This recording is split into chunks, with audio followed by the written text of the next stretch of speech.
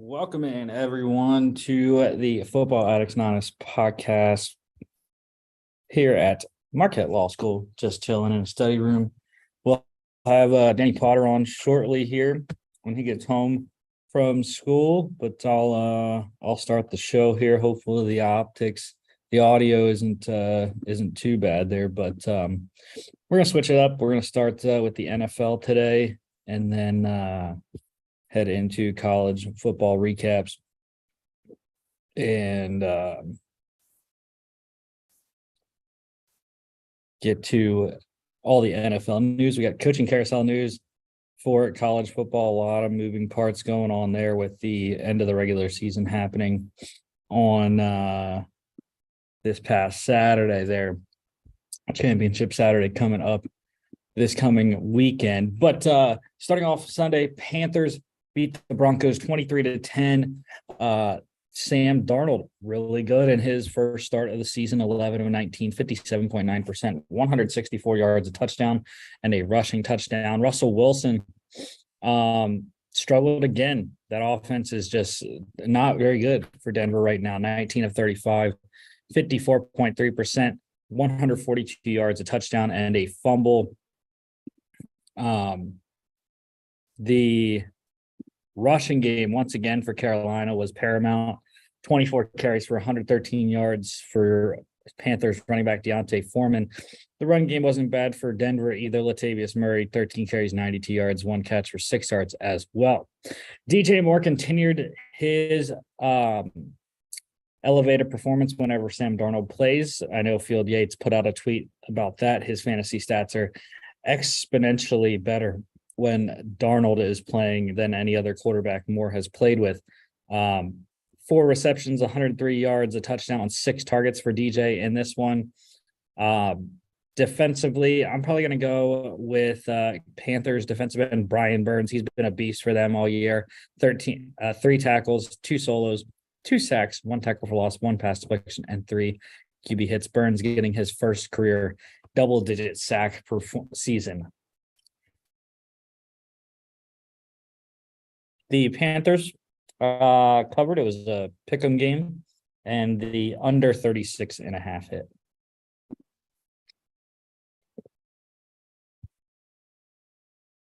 The Browns beating the Bucks, upsetting them in overtime, 23-17. I thought the Bucks had this one. They were up 17-10, and Brady just couldn't get anything going to close the game out. Jacoby Brissett drove him down and scored the game-tying touchdown. Then Nick Chubb scored the game-winning touchdown in an overtime after a big Amari Cooper passing play from Brissett. But Tom Brady there, 29 of 43, 67.4%, 246 yards, 2 touchdowns. Jacoby Brissett for the Browns, 23 of 37, 62.2%, 219 yards, 1 touchdown, a pick, 2 carries for 27 yards. Last game of the season for Jacoby Brissett as the starter. Deshaun Watson comes off his suspension this week against the Texans and will make his first career start with Cleveland. Nick Chubb, like I mentioned, game-winning touchdown there in overtime, but he was a monster all day for the Browns. 26 carries, 116 yards, a touchdown, 1 catch for 16 yards as well. Bucks wide receiver Chris Godwin led the game in receiving, 12 catches, 110 yards, a touchdown on 13 targets. Amari Cooper for the Browns also had double-digit targets there, 7 receptions, 94 yards on 12 targets. Defensively, I'm probably going to go with Browns defensive end Myles Garrett, 3 tackles, 1 solo, 1.5 sacks, 1 tackle for loss, and 3 QB hits. The Browns cover +3, under 42.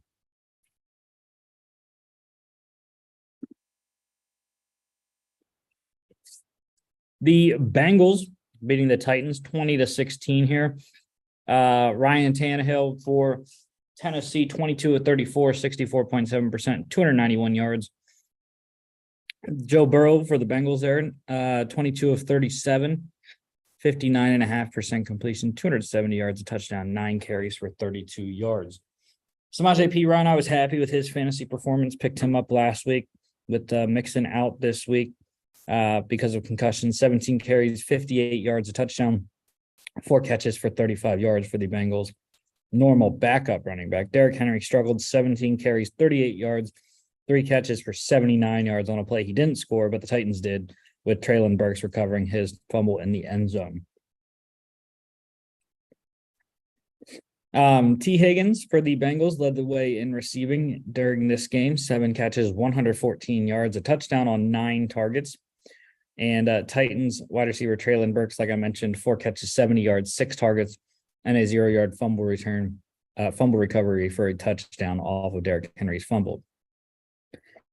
Defensively, I'm going to go with Bengals defensive end Sam Hubbard, 6 tackles, 3 solos, 1 sack, 2 tackles for loss, and 2 QB hits. Bengals covered. It was a pick 'em as well. Under 42.5 hit in that game. Dolphins. I thought the Texans were going to come back. Dolphins 30-15 over Houston here. 30-0 lead for Miami. They took Tua out. They took a lot of their starters out in the third quarter. And Houston made a comeback. Kyle Allen did try. Got it to within 2 scores. Just could not get anything after that with about 9 minutes to go in the fourth quarter. But Tua here, 22 of 36, 61.1%, 299 yards, a touchdown. Kyle Allen for the Texans, 26 of 39, 66.7%, 215 yards, 1 touchdown, 2 picks, 4 carries for 12 yards. So it begs the question, like, is the offense really better with Kyle Allen versus Davis Mills? I don't think so. But what can I say? I'm a Davis Mills guy. Skylar Thompson came in for Tua, was not very good. 1 of 5, 20%, 6 yards, and a fumble. Neither team could really run the ball on the day. Dolphins running back Jeff Wilson Jr. led the game in rushing, 13 carries, 39 yards, a touchdown, 1 catch for 13 yards as well. Leading the game in receiving, Dolphins wide receiver Jalen Waddle, 5 catches, 85 yards on 10 targets. A lot of great defensive performances in this one. I want to highlight 2 of them.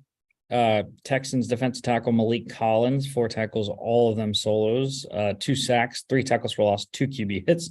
Then, of course, like I said before, I'm impartial to defensive touchdowns. So Dolphins corner Xavier Howard, he had 1 pass deflection and a 16-yard fumble returned for a touchdown off of Jordan Akins' fumble there. The Dolphins covered -14. So by 1 point there, under 47 by 2 in that game there. Jets beating the Bears 31-10 in the rain in East Rutherford, New Jersey. My bad. Mike White in place of Zach Wilson, benched this week. Mike White, very good game. 22-28, 78.6%, 315 yards, 3 touchdowns, no turnovers. Stellar performance by Mike White against a defense that kind of sucks. But Trevor Siemian did go for the Bears. It was an interesting pregame workout for Chicago because they were unsure of who was going to play because Justin Fields obviously was injured with his shoulder. But then there was a report Siemian hurt his oblique in pregame warmups. So they were going to have to start Nathan Pearman, who was just signed off the practice squad. Siemian ended up playing 14 of 25, 56%, 179 yards, a touchdown, and a pick. So not a bad day. But not enough to win, obviously, there. David Montgomery for the Bears led the game in rushing, 14 carries, 79 yards, 3 catches for 34 yards. I want to shout out my boy Zonovan Knight. Loved him coming out of NC State last year, 14 carries, 69 yards, 3 catches for 34 yards. Michael Carter got injured in this game. Already down Breece Hall. So Ty Johnson, Zonovan Knight led the Jets in rushing there. A pretty good rushing attack they have in New York. Pretty good passing attack for the Rookie Jets wide receiver Garrett Wilson, 5 catches, 95 yards, 2 touchdowns on 8 targets in this game here. And defensively, gonna go with Jets linebacker CJ Mosley, 10 tackles, 3 solos, 1 pass deflection, 1 QB hit, and a pick. The Jets covered a -7.5 over 36.5.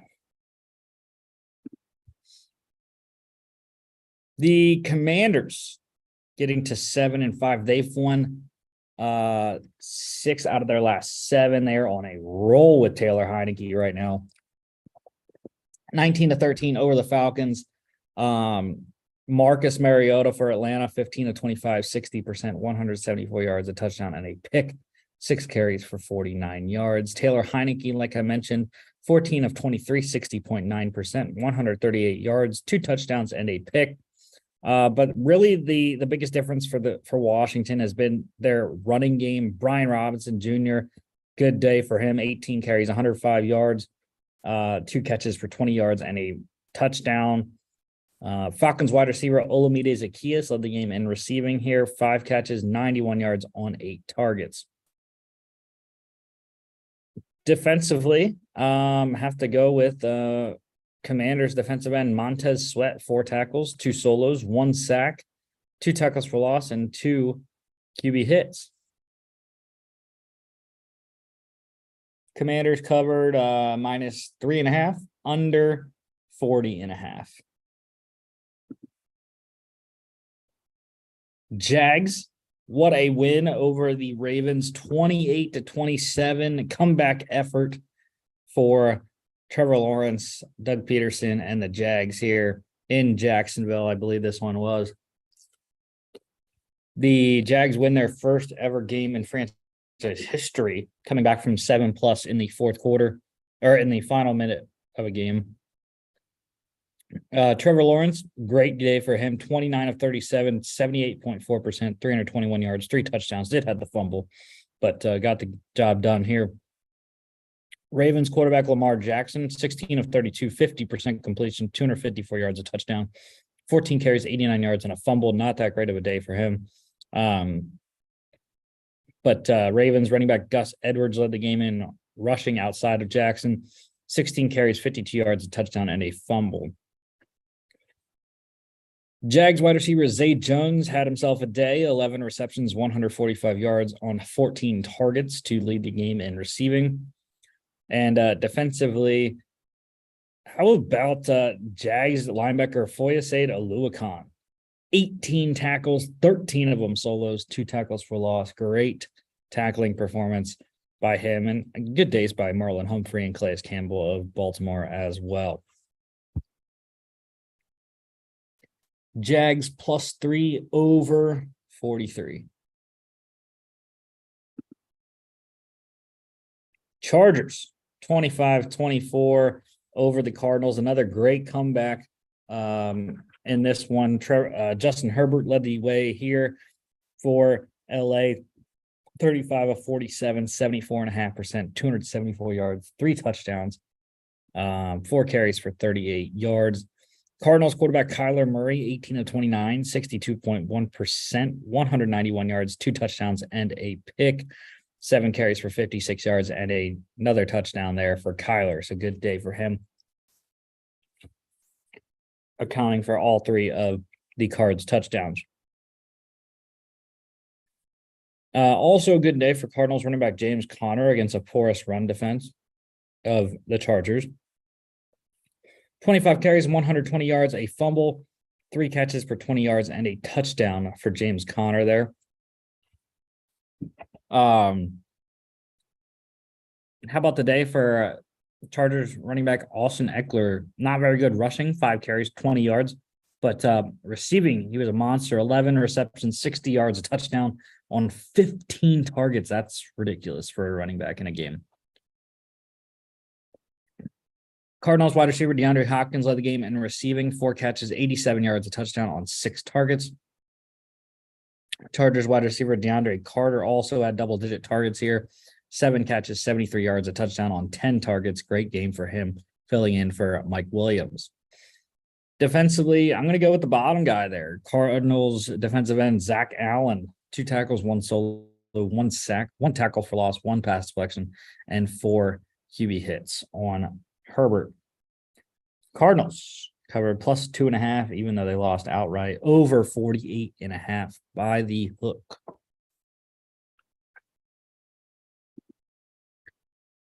Raiders, what a game here. 40-34 over the Seahawks in overtime.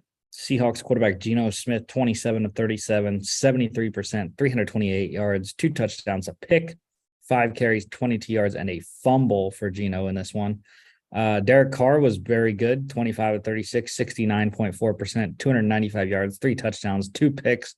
So both quarterbacks having 2 turnovers there, 2 carries for 10 yards for Carr here. But the story of this game was Josh Jacobs. Career day, 33 carries, 229 yards, 2 touchdowns, 6 receptions, 74 yards on 7 targets there. So 303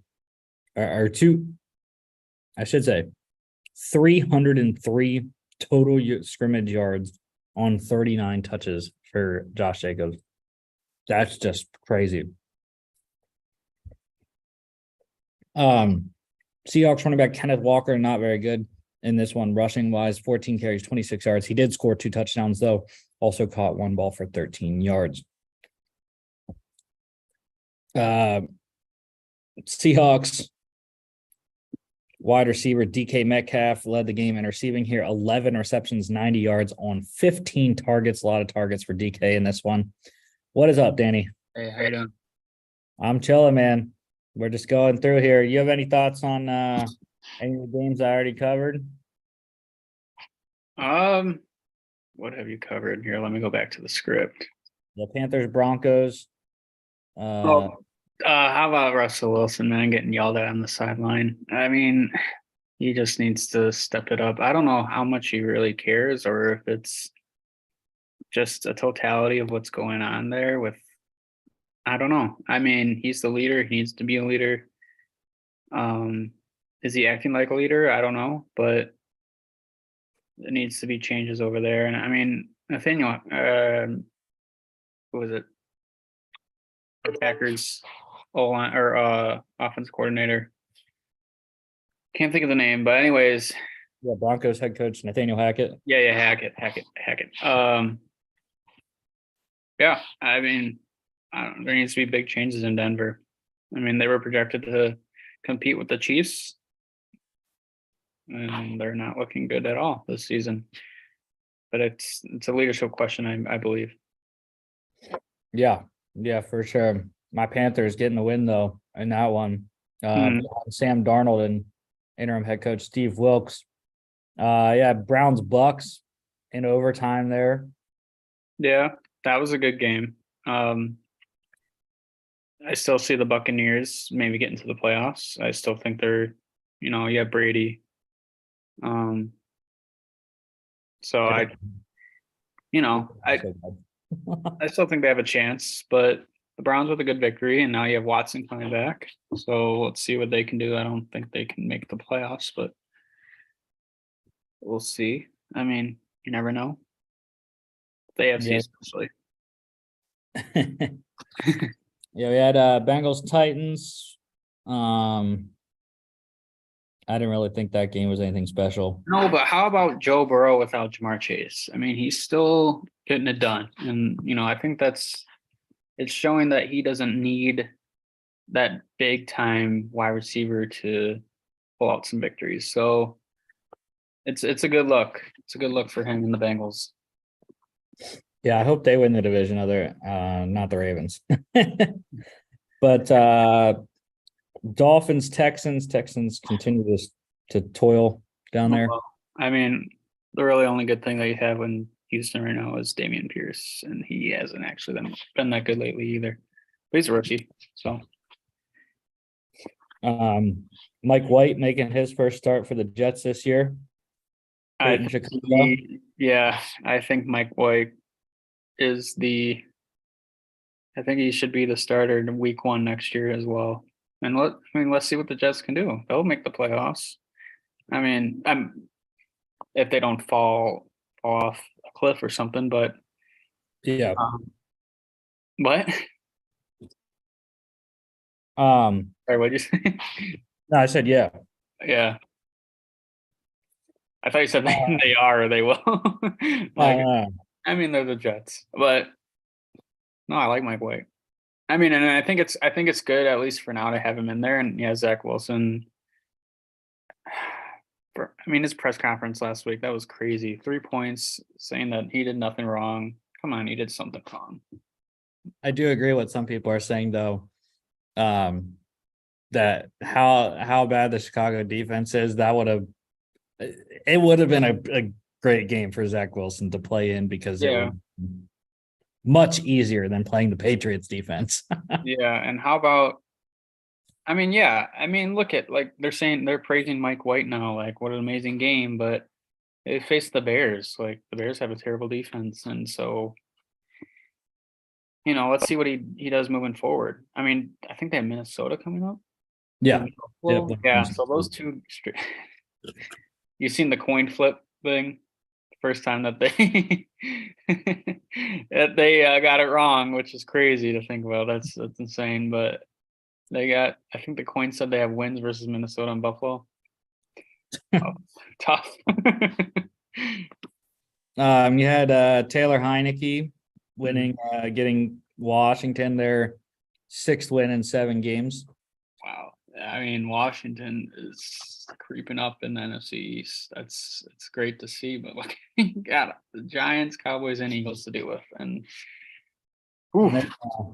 tough. But maybe they can sneak in like the 7th seed or something.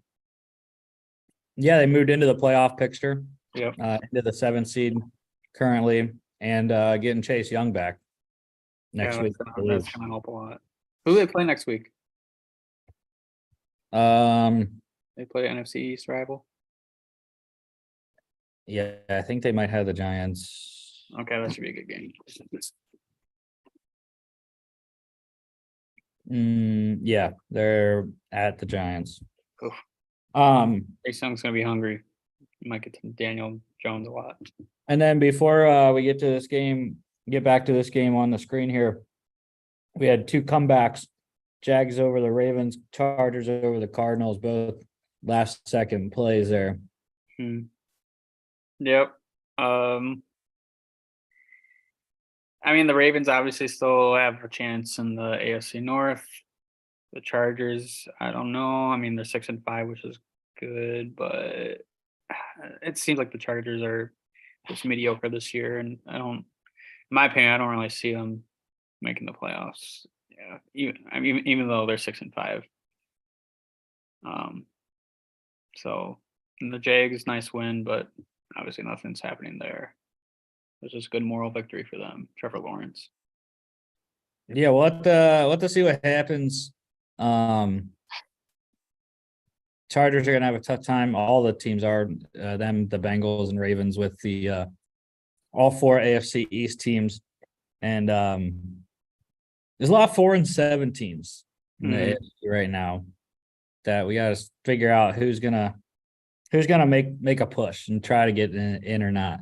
Yeah. Jags. You think the Jags? I don't know. If Trevor Lawrence can play like that consistently. Yeah. He has the last 2 weeks. It's a great wide receiver. I'm kind of leaning towards the Browns, actually, with Watson coming back. Yeah. He will be rusty a little bit, but they got weapons. They got Nick Chubb, obviously, and then Amari Cooper. So we'll see. Yeah, I could see the Jags making it, squeezing themselves into the picture, but I can also see the Browns too. It's a toss up. I don't know about the Raiders though. I've never really liked the Raiders. Their defense is terrible, and they rely on Devontae Adams way too much. Like, imagine facing a team that's gonna really double down on covering Devontae. Yeah, the Raiders that's all they have. Well, Josh Jacobs is great. Obviously, I have him on my fantasy, and he killed it this week. I mean, that's one of the best running games on the ground in a long, long time. Yeah. So back to this game, I already mentioned the quarterbacks and Jacobs and DK. Devontae Adams also had double-digit targets here, 7 catches, 74 yards, 11 targets for Vegas. Defensively, I got to go with my boy Max Crosby, the Raiders. 4 tackles, 3 solos, 1.5 sacks, 1 tackle for loss. Man had 6 QB hits on Geno Smith. That is a lot in one game for one guy. But also got to put out another defensive player here. Safety Quandre Diggs for the Seahawks. 6 tackles, 5 solos, 2 pass deflections, and he picked off Derek Carr twice. But yeah, Seahawks lost 2 in a row now. Looking to try to get back on track here going forward. They've lost their lead in the NFC West and now down a game to the 49ers. Yeah, the 49ers are going to be tough. It's going to be tough for the Seahawks to come back there, I feel like. Yeah, the Raiders +4, over 47.5, easily 74 in this game. Not 74 in this one. Chiefs 26-10 over the Rams. I didn't even watch this game because I was watching the Chargers game instead on Sunday Ticket while out to dinner. But Patrick Mahomes, 27 of 42, 64.3%, 320 yards, a touchdown and a pick, 4 carries for 36 yards. Bryce Perkins in the stead of Matthew Stafford. It was Bryce Perkins, yeah. 13 of 23, 56.5%, 100 yards, a touchdown, 2 picks, 9 carries for 44 yards. The Rams have a million injuries, and I agree with someone told me, or I think I saw it on Twitter, that the Rams should just pack it up and go home at this point. Oh yeah, they're done. 3-8, they're done. Yeah, that it cups out. Stafford might not come back this season. Donald got hurt in this game. Robinson's out for the year now. It's ridiculous. But that's what injuries do. That's just how sports work in general. If you're dealing with injuries, I mean, it can definitely bring you down, and that's what it's happening right here in front of our eyes with the Rams, Super Bowl champions, defending Super Bowl champions, and now, yeah. And it's a product of their own doing, their own demise, though, because so what happens when you have a team stacked full of veteran players and undrafted free agents, because you don't have draft picks, the draft guys that have better talent than the undrafted free agent guys. So, you don't have the talent on the field.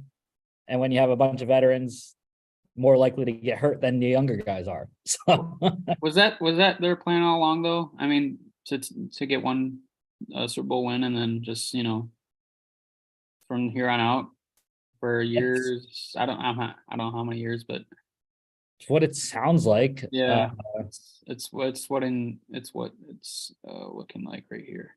But it's what bad organizations do. I mean, that's not how you. Yeah, and they're LA too. Win. I mean, they have plenty of money. Yeah, you look at the Chiefs.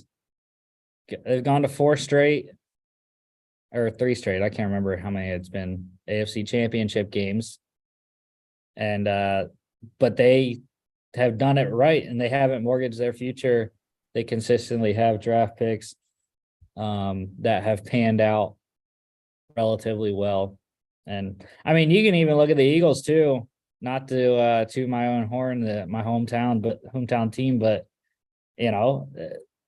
winning, if they would win the Super Bowl this year, that'd be 2 Super Bowls in 6 seasons. So I mean, that's relatively good. A 33.3% Super Bowl win rate over 6 seasons is. And they thought that Carson Wentz was the future, but no, yeah. So yeah, I mean, I don't agree with what the Rams have done. I thought the Chiefs were going to be like that with the signing Patrick Mahomes contract, but they have not. They have went through and continue to win. But Pacheco, a guy not drafted, an undrafted free agent Brett Veach did find there. Very good game here. 22 carries, 69 yards, a touchdown, 1 catch for 17 yards, led the game in rushing. Travis Kelce, who else led the game in receiving? 4 catches, 57 yards, a touchdown on 8 targets. And defensively, I'm going to go with the bottom guy there, Chiefs corner Ladarius Sneed. He was a draft pick of Kansas City. 7 tackles, 5 solos, 1 tackle for loss, 2 pass deflections, and a pick. Another draft pick there, Nick Bolton, for the Chiefs, had a nice game as well. The Chiefs did cover this game. Minus 15.5 by the hook. Yeah. And under 42 hit in this one. 49ers 13-0 over the Saints. This was the first time the Saints have been shut out since 2001. Wow. 49ers are a different animal right now. Everyone's healthy and their defense is outstanding. I was kind of surprised they only scored 13. I didn't watch this game, but was McCaffrey out there at all? Yeah, he was. He was getting stopped. Like I said, I was surprised they only scored 13 with how the offense has been rolling. But the Saints defense really held up. Their offense just couldn't get going. But yeah, Mitchell did lead the game in rushing, 7 carries, 35 yards, 2 catches, 8 yards there for the Niners. Garoppolo, again, like I said, has been rolling. 26-37, 70.3%, 222 yards, a touchdown. The Red Rifle on the other side, Andy Dalton, not so good, 18-29, 62.1%. 204 yards, 4 carries for 21 yards. That's a lot of rushing yards that don't usually see out of Dalton. But yeah, Jimmy G's looking great. He's looking great. I think he's just confident now. He has so many weapons. I mean, you got Brandon Ayuk, you got Christian McCaffrey, Deebo Samuel, Elijah Mitchell's good. Like, I mean, they're looking great, and I think they will take the NFC West when it's all said and done. Trade Trey Lance. They should, honestly. You can trade him to Green Bay. Want him? Actually, well, I mean, let's see what Love does. But if Love doesn't pan out and we can get rid of Rodgers, maybe Rodgers will want to go to San Francisco and take Jimmy G's spot, and Jimmy G's going to have to sit on the bench once again. Yeah, Kamara really struggled in this game against the stout San Fran D. 7 carries, 13 yards. He fumbled twice. Passing game, he was pretty good, though. 6 catches, 37 yards on 7 targets. Niners wide receiver Brandon Ayuk led the game in receiving here. 5 catches, 65 yards, 8 targets. And then defensively, I'm going to go with the bottom guy there, 49ers defensive end, Nick Bosa. Who else? 3 tackles, 2 solos, 1 sack, 1 tackle for loss, 2 QB hits. The Niners covered. Crazy that they only scored 13. They still covered 8.5. And under 43.5 easily. That was, for all those that bet, that was probably the easiest under of the century.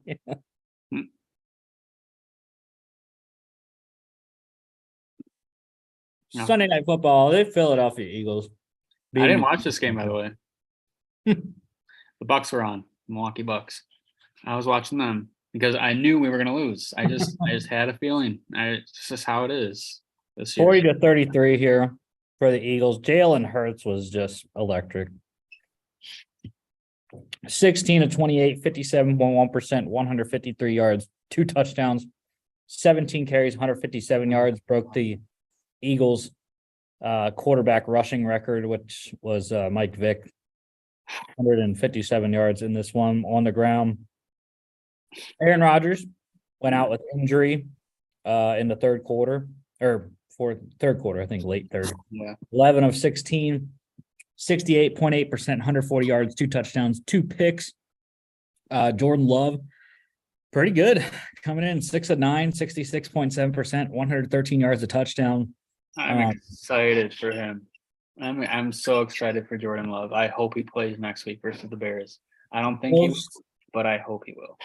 Most of that yardage, though, coming on a long Christian Watson touchdown. Yeah, but if I saw a video either this morning or yesterday of every pass that he threw. He looked amazing on every pass. Yeah, he wasn't perfect, but there were some drop passes. Um, there was one down the sideline to Aaron Jones who should have caught it, didn't, but it was like right in the basket. It was perfect. And I don't know, he just looks great. I'm so happy we have Christian Watson. I'm glad he's healthy now and is producing. Go ahead with the stats, sorry, but You're I'm good. I'm excited for the future. The Eagles rushing attack, I mentioned Hurts was pretty unstoppable all night. 21 carries, 143 yards, 2 touchdowns, 3 catches, 17 yards there for Miles Sanders. Another great night for him. Leading the game in receiving because of that long touchdown was Packers wide receiver Christian Watson, 4 catches, 111 yards, a touchdown on 6 targets. I was pissed because AJ Brown fumbled for the second straight week. I understand he was dealing with a burst blood vessel in his right eye. That doesn't mean you can't hold the ball, AJ. But yeah, 4 for 46, touchdown on 6 targets, and that fumble for Brown. Defensively, how about Packers linebacker Justin Hollins coming right off the practice? Not even off the practice squad. They signed him on Thursday, I think, and he had like a day of practice on Friday to get ready. Yeah. 2 tackles, both solos, a sack, 2 tackles for loss, QB hit there. I mean, we had some injuries, but I mean, also dealing with rookies in Quay Walker. I mean, yeah, you can see here he had 11 tackles, nice. But you know, I was listening to a local sports radio, podcast that talks mostly about the Packers. And you know, Quay Walker was drafted to be that guy to get to the quarterback, to be that spy. And I mean, yeah, he's a rookie, but to allow 157 yards to the quarterback, and then also on top of that, the running game too. I mean, it's going to show like how terrible our defense is, and it should have been one of the top defenses in the league. But Joe Barry needs to go. He needs to get out of there. I mean, he's costing us all these games, so it sucks. A lot of guys are just not. They're not wanting to be there. It seems like they just everyone's just down on themselves, and it's just not looking good at all. 363 total rushing yards. Awful by the Eagles. Awful. But I mean, this just goes to show it's another way the Eagles found a way to win a shootout in Philly. You know, they've won defensive performances like they did last week against the Colts, 17-16. You know, they can win shootout, they can win throwing the ball, they can win running the ball. I just think it shows how efficient and dynamic the Eagles offense is. I gotta get some work on special teams and defense because they allowed I don't remember what his first name is, but Nixon. Keyshawn Nixon, kick returner, yeah.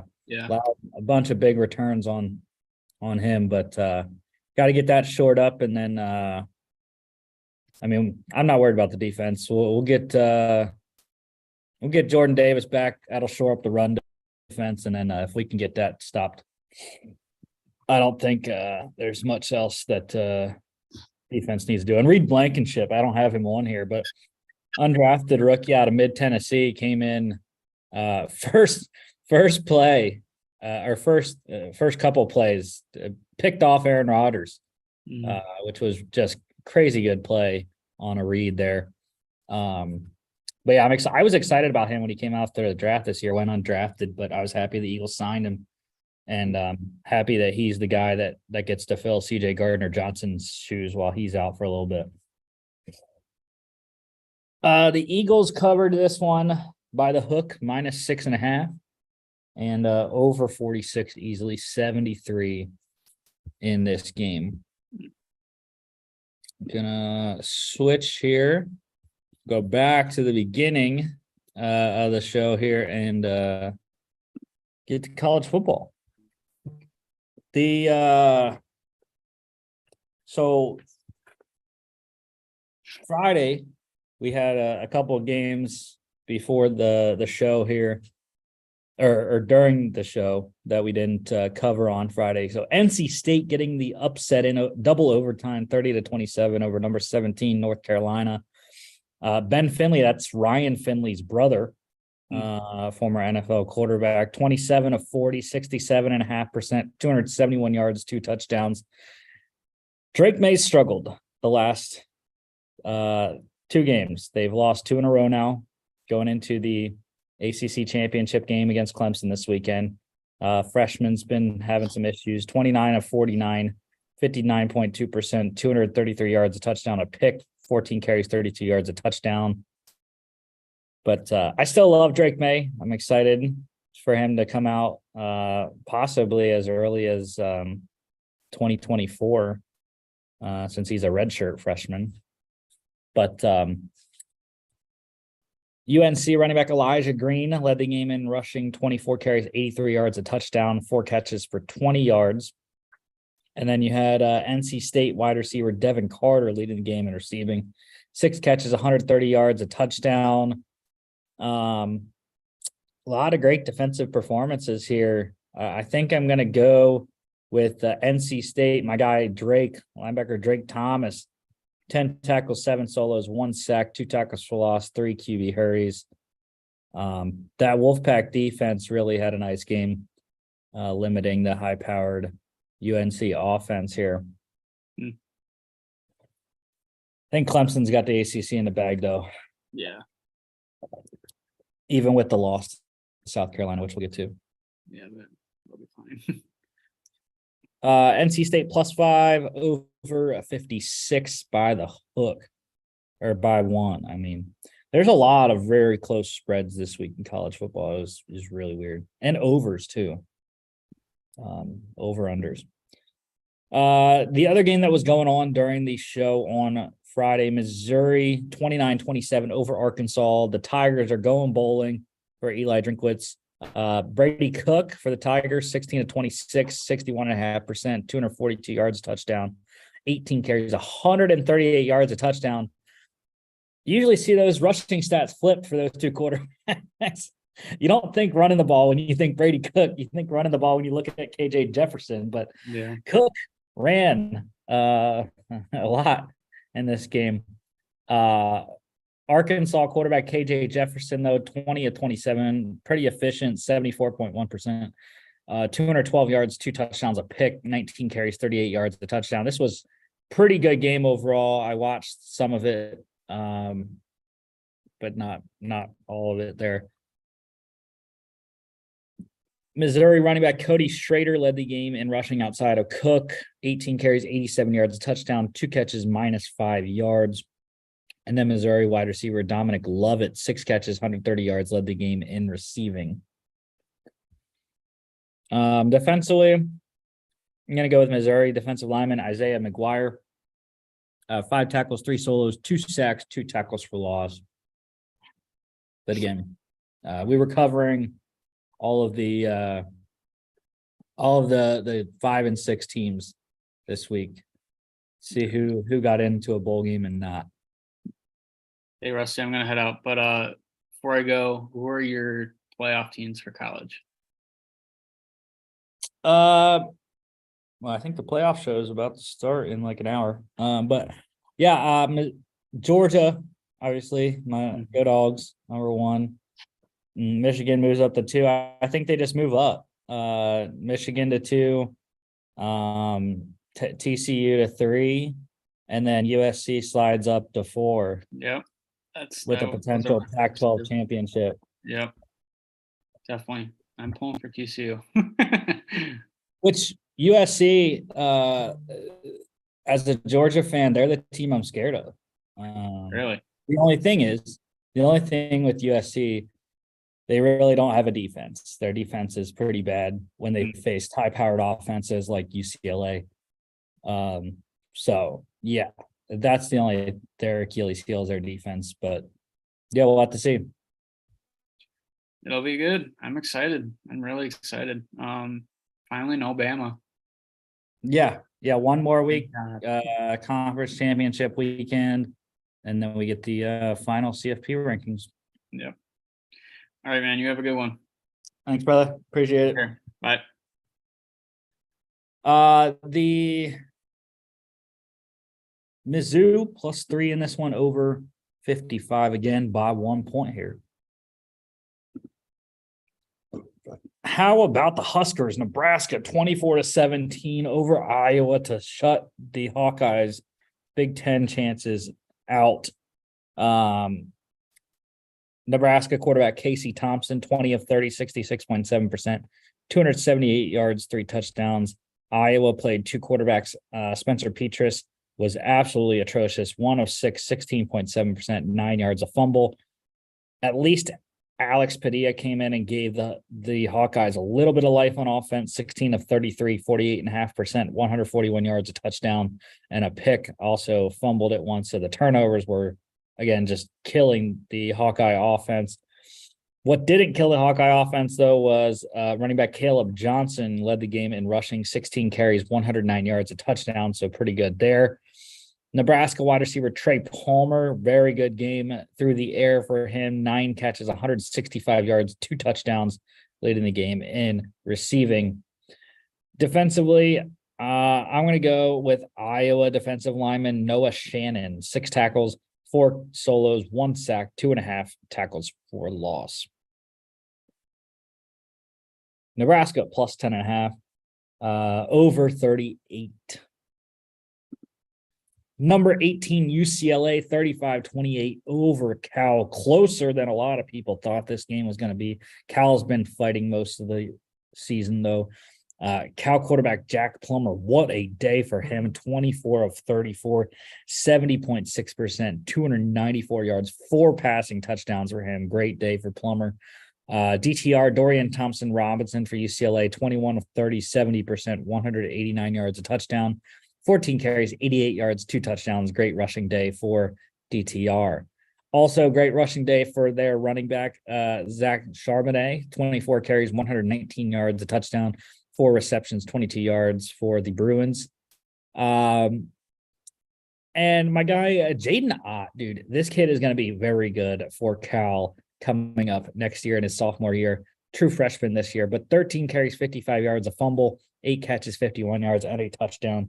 Make sure to keep his name present in your mind coming into 2023.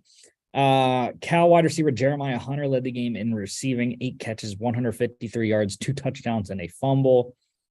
And defensively, I think I'm going to go with, why not, the Cal safety Daniel Scott, 16 tackles, 12 solos, 1 tackle for loss, 1 pass deflection. Good day for him.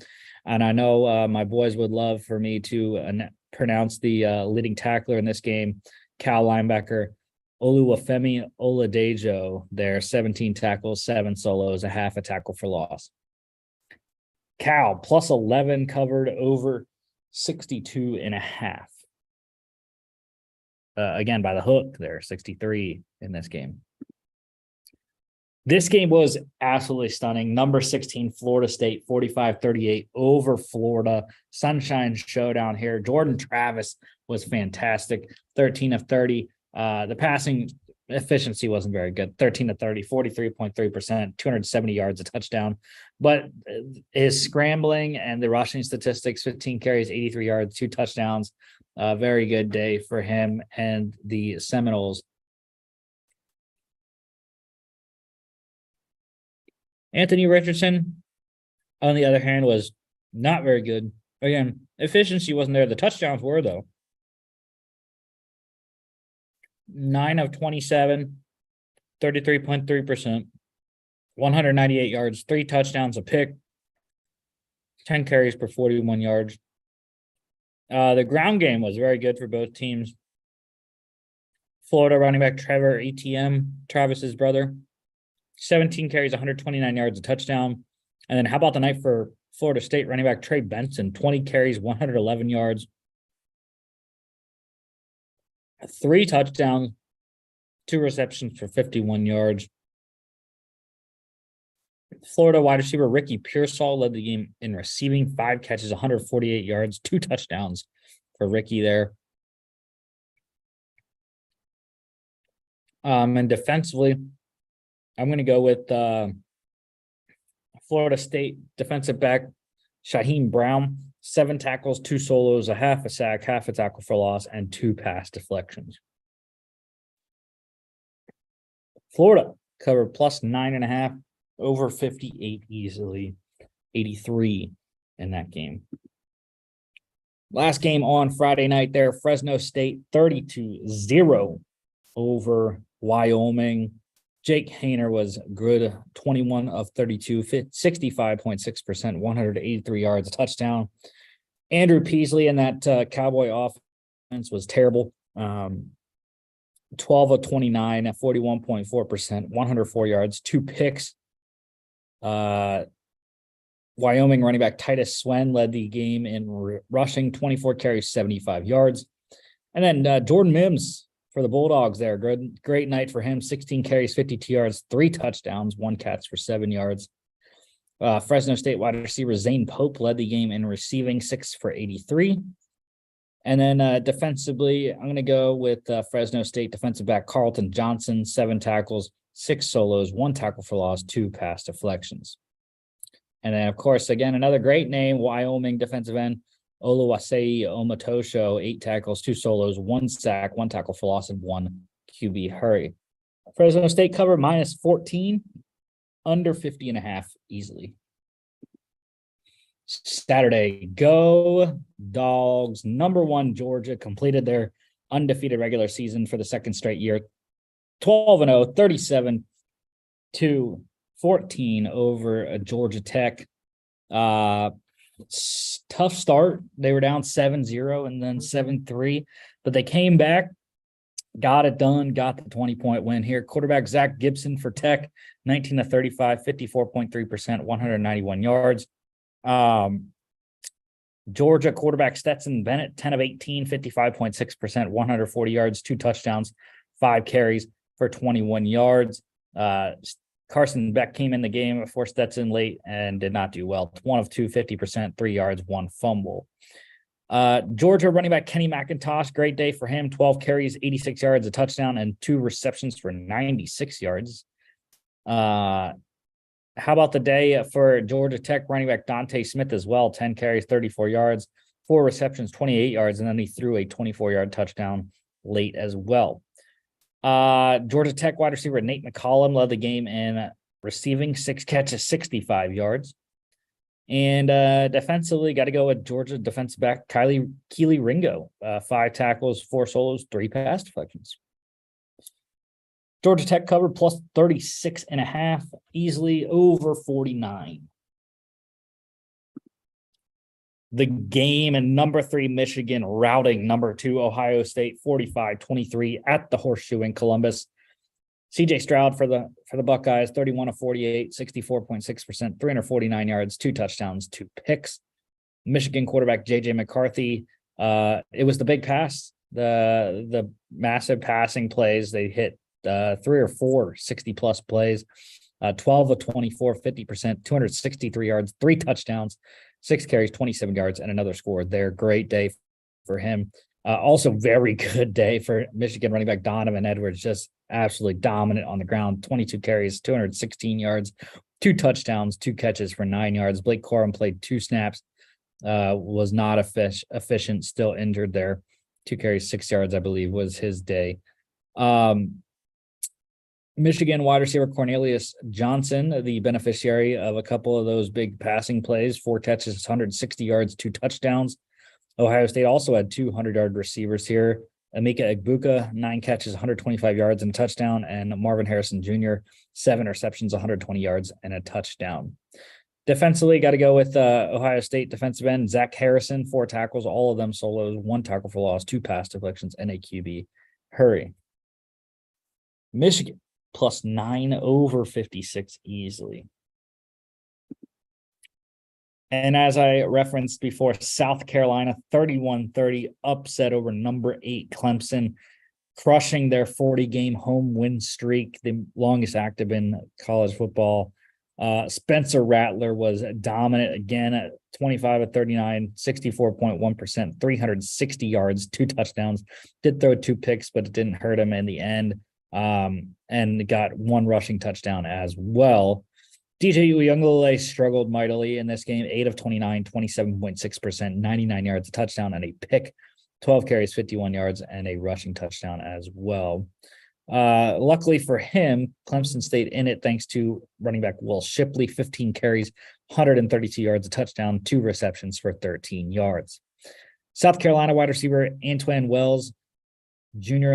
Led the game in receiving, 9 catches, 131 yards, 2 touchdowns there. And defensively, I'm gonna lean on 2 guys here. How about just one guy?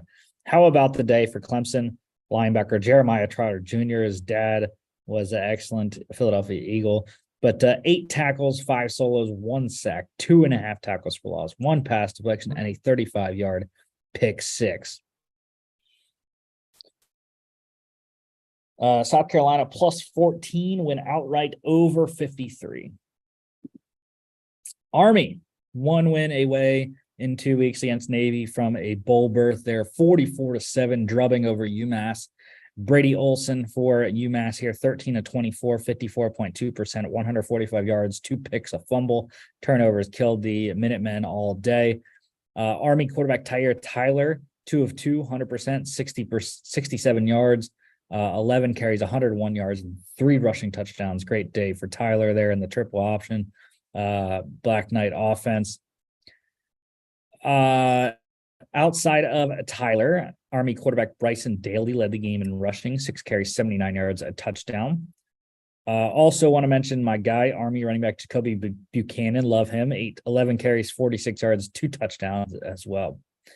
UMass wide receiver Cameron Sullivan Brown led the game in receiving, 6 catches, 48 yards. And defensively, I'm going to go with Army linebacker Andre Carter II, 3 tackles, 1 solo, 1.5 tackles for loss, and 1 QB hurry. Also want to mention UMass linebacker Jalen Mackey. What a day for him. 19 total tackles, 4 solos, 1 tackle for loss. Army covered minus 20 over 45.5 thanks to the UMass touchdown. Talk about a drubbing by Army. Drubbing by James Madison, 47-7 over Coastal Carolina. Todd Centeio, the Dukes were fantastic. 17 of 32, 53.1%, 287 yards, 4 touchdowns, 6 carries, 25 yards, and another touchdown there as well. Coastal has been so-so without Grayson McCall. Jarrett Guest got the start in this one, 10 of 23, 43.5%, 99 yards, a touchdown, and a pick, 14 carries, 26 yards, and a fumble for Guest in this one. Unfortunately for James Madison, this game did not have any meaning. They are ineligible for the Sun Belt Championship, being their first year in the FBS. Otherwise, they would have advanced and gone to Troy, Alabama, which we'll talk about in a sec. But Percy Aguiyi-Obase for the Dukes, 7 carries, 79 yards. He led the game in rushing. Leading the game in receiving, James Madison wide receiver Devin Ravenel, 5 catches, 102 yards, 2 touchdowns there. And defensively, got to go with JMU defensive lineman Jamari Edwards, 5 tackles, 4 solos, 2 sacks, 3.5 tackles for loss. James Madison covered minus 15.5 over 53, thanks to the Coastal touchdown by 1. South Alabama, 27-20 comeback win over Old Dominion. Hayden Wolf for the Monarchs here, 21 of 36, 58.3%, 285 yards, 2 touchdowns.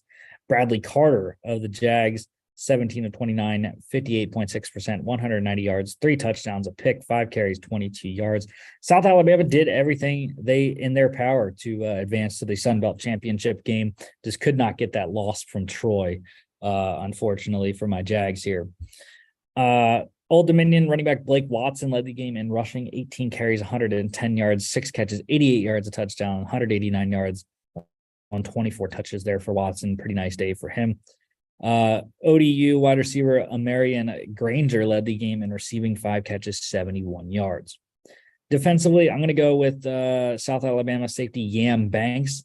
7 tackles, 4 solos, a half a tackle for loss, 3 pass deflections, and a QB hurry. Old Dominion covered plus 17, over under 47 pushed. Western Kentucky also, just like USA, doing their part to get into the Conference USA Championship. Unfortunately for them, could not get the loss from North Texas. But they did beat FAU 32-31 in overtime. Austin Reed was fantastic, 28 of 52, 53.8%, 410 yards, 3 touchdowns, 1 pick, 6 carries, 18 yards, a touchdown, and a fumble. FAU quarterback N'Kosi Perry, decent, 27 of 39, 69.2%, 283 yards, 2 touchdowns, 11 carries for 32 yards. 200-yard rushers in this game. FAU running back Larry McCammon, 16 carries, 127 yards, 2 touchdowns, 5 catches for 48 yards. And then WKU running back Davion Irvin Poindexter, 17 carries, 108 yards, 1 catch for 29 yards. 2 100-yard receivers for Western Kentucky here. Wide receiver Malachi Corley, 8 receptions, 127 yards, 2 touchdowns for him. And then wide receiver Jalen Hall, 8 receptions, 118 yards, and a touchdown as well. FAU wide receiver Jamal Edrine also scoring twice on 3 catches for 44 yards. Defensively, got to go with FAU defensive back Damon Hill, 8 tackles, 4 solos, 1 tackle for loss, 4 pass deflections. Great day for Hill in a loss. FAU cover plus 7.5, over 62-1. Kent State denying Buffalo's a bowl bid in this game, 30-27 in overtime. Cole Snyder for the Bulls, 20 of 28, 71.4%, 165 yards. Kent played 3 quarterbacks, which was really weird, but Tommy Ulatowski, 6 of 11, 54.5%, 102 yards, 1 touchdown, 4 carries for 21 yards. Devin Cardman, 5 of 18, 27.8%, 25 yards a pick. Terrible day for Cardman. And then Colin Schley as well, 2 of 4, 50%, 14 yards, 5 carries, 44 yards. Kent State running back Marquez Cooper led the game in rushing, 30 carries, 145 yards, 2 touchdowns, 1 catch for 1 yard, and he threw a 9-yard pass as well. Buffalo quarterback Matt Myers, also a 100-yard rushing day, 21 carries, 109 yards, 3 touchdowns on the ground. Great day for Myers there. Kent wide receiver Devontae Walker led the game in receiving, 5 catches, 84 yards, a touchdown. And then defensively, I think I'm going to go with Kent State defensive lineman Savon Taylor Davis, 6 tackles, 3 solos, 2 sacks, 2.5 tackles for loss, and 1 pass deflection. Buffalo still have one more chance to become bowl eligible. They play Akron this weekend. Kent State plus 4.5, over 51. I mentioned North Texas earlier. They won to get to the Conference USA Championship game against UTSA, 21-17 over Rice. And I mean, I was so close, man. I picked the Owls as a 14-point underdog, and they almost came through, almost got bowl eligible. Unfortunately, they did not get it done. But Rice quarterback AJ Padgett, 13 of 22, 59.1%, 229 yards, a touchdown, and a pick. 14 carries, 26 yards, and a fumble. UNT quarterback Austin Allen, 16 of 29, 55.2%, 203 yards, 2 touchdowns. North Texas running back Ikeka Ragsdale had a 100-yard day for 17 carries, 122 yards, a touchdown, 5 catches, 59 yards, and another score as well. Leading the game in receiving, Rice wide receiver Braylon Walker, 4 catches, 77 yards, and a touchdown. Defensively, got to go with North Texas linebacker Katie Davis, 13 tackles, 4 solos, 1 tackle for loss, 1 QB hurry, and a pick. Rice, like I said, covered plus 14.5, under 57 easily. Kentucky getting the upset over number 25 Louisville, 26-13. Will Levis, 11 of 19, 57.9%, 188 yards, 2 touchdowns, no turnovers for Will Levis. Good day for him. Louisville played 2 quarterbacks. Brock Doman, 14-21, 66.7%, 129 yards, 1 touchdown, a pick, and a fumble. And then Malik Cunningham, 3 of 6, 50%, 16 yards, a pick, and a rushing touchdown. Didn't get to watch this one, so not sure who got the start, but Cunningham and Doman playing here. Their running back, Jawar Jordan, had another nice day in a loss, 22 carries, 145 yards, as did Chris Rodriguez for Kentucky, 24 carries, 120 yards. Louisville wide receiver Tyler Hudson led the game in receiving, 6 catches, 83 yards, and a touchdown. And defensively, I'm going to go with Kentucky defensive tackle Deion Walker, 6 tackles, 1 solo, half a sack, 1 tackle for loss, 2 QB hurries. Kentucky covered -3.5, under 42.5. The Iron Bowl, number 7, Alabama, getting it done easily over Auburn, 49-27, denying Auburn a bowl bid. Bryce Young for the Tide, 20 of 30, 66.7%, 343 yards, 3 touchdowns, a pick, 5 carries, 48 yards, and another score there. Auburn quarterback Robbie Ashford, 11 of 23, 47.8%, 77 yards, a touchdown, 17 carries, 121 yards, 2 touchdowns, big rushing day for Ashford there. Auburn running back Jarquez Hunter led the game in rushing, 11 carries, 134 yards, a fumble, 3 catches for 15 yards. Leading the game in receiving was Alabama wide receiver Jermaine Burton, 3 catches, 87 yards. Defensively, have to go with the man, Alabama linebacker Will Anderson Jr., 5 tackles, 4 solos, 2 sacks, 3 tackles for loss, 2 QB hurries. Alabama -22 pushed over 51 easily. 76 in that game. How about the Beavers? Number 21, Oregon State, 38-34 over number 9. Oregon upset in the Civil War in Corvallis. Bo Nix for Oregon was pretty good, 27 of 41, 65.9%, 327 yards, 2 touchdowns. Oregon State quarterback Ben Gulbranson wasn't that great, 6 of 13, 46.2%, 60 yards, 2 picks, but he did score 2 rushing touchdowns. It was the rushing game. It was the running game for Oregon State all day that led to this win, and their defense, by the way. Damian Martinez for the Beavers, 15 carries, 103 yards, led the game in rushing. And then you also had Oregon State running back Isaiah Newell, 2 carries, 21 yards, 2 touchdowns on the day for him. Leading the game in receiving was Oregon wide receiver Chase Cota, 9 catches, 136 yards, and a touchdown. Defensively, I'm going to go with Oregon State linebacker Kyrie Fisher-Morris, 11 tackles, 4 solos, 1 tackle for loss, 2 pass deflections, and a QB hurry. Oregon State covered. They were actually favorites, -1 over 57 easily. Illinois doing their job, just could not get the loss that they needed from Purdue, but 41-3 drubbing over Northwestern.